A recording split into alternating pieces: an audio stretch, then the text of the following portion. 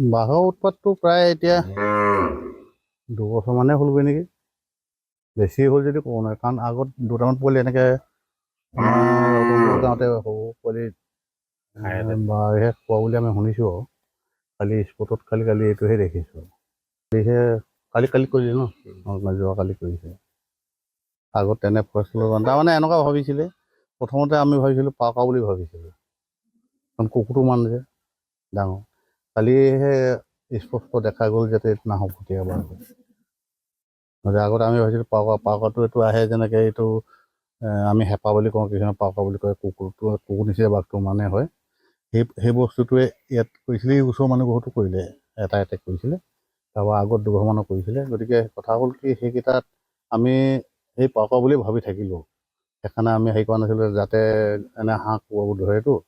গতিকে সেইকাৰণে আমি ভাবিছিলোঁ পাকা বুলি কালি এতিয়া স্পষ্ট দেখা গ'ল যে এইটো নাহৰফুটীয়া বাঘ হয়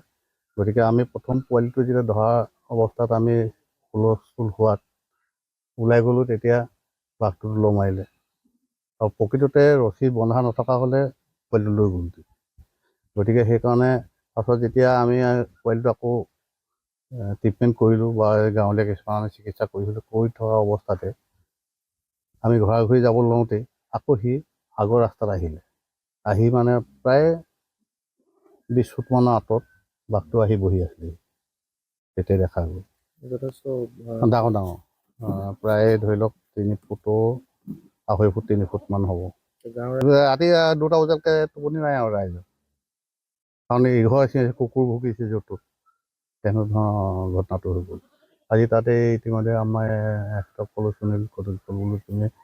ডক্টৰ ট্ৰিটমেণ্টটো কৰা আৰু ফৰেষ্টক ইনফৰ্মেশ্যনো দিয়া বুলি এতিয়া কিমান আগবাঢ়িছে বিশেষ নাজানিম চাইছোঁ এনেকুৱা সময়তে হৈছে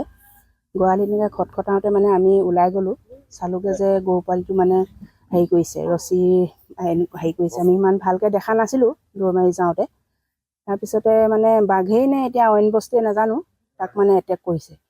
তাৰপিছতে গৈ পাওঁ মানে সি মানে পলালে আৰু কি বস্তু আমিতো দেখা নাছিলোঁ তাৰপিছতে লাহেকৈ মানে টৰ্চ অলপ আন্ধাৰোতো আৰু টৰ্চ মাৰি এনেকৈ চাওঁতে মানে হেৰি হৈছে এই তাৰ মানে দাঁত বহা দেখিছোঁ আমি খালি বস্তুটো দেখি নাপালোঁ পিছত আৰু দেখি পালে আৰু এইটোৱে যে বাঘ হয় বুলি সেইটোৱে আৰু ভয় বহুত খালোঁ কিন্তু আৰু ৰাইজে মানে বহুত ভয় খাইছে গৰুৱে চিঞৰিছে কুকুৰ ইমান ভুকিছে মানে এতিয়া এইখিনিৰ কাৰণে অকণমান প্ৰটেকশ্যন ল'ব লাগে আৰু সকলোৱে তাতে সহায় কৰে গৰু ছাগলী পুহি খাবৰ কাৰণে নহ'লেতো ৰাইজৰ এতিয়া বহুত অসুবিধা হৈছে ন মেলিবও নোৱাৰি বান্ধি থ'লেও ধৰক এটেক কৰিবও পাৰে এতিয়া এইটো অঞ্চলতে আছে বুলি আমি জানিছোঁ কাৰণ বাগান কলম দিছে এতিয়া বাগান কলম দিয়া ৰাইজসকলেও অলপমান ভয় খাইছে সেইটো কাৰণে অলপমান এতিয়া সেনেকুৱাই আৰু প্ৰটেকশ্যনটো ল'লে ভাল হয় আমিও এতিয়া অনুৰোধ কৰিছোঁ যাতে সেইখিনি আমি সহায় কৰে